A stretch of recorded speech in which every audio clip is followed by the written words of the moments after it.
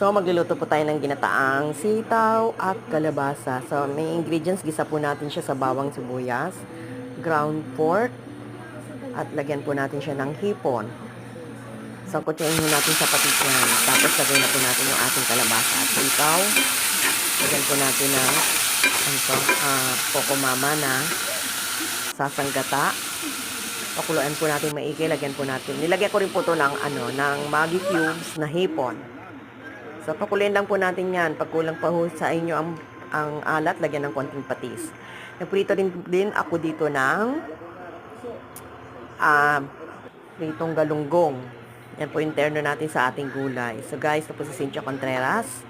Paki-follow and comment. Thank you very much po. It's 4 times B12 versus a generic B vitamins brand.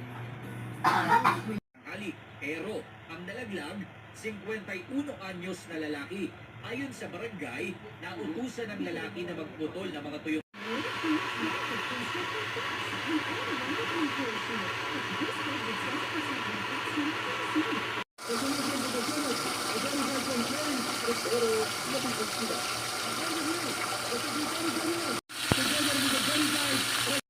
Since yung puno na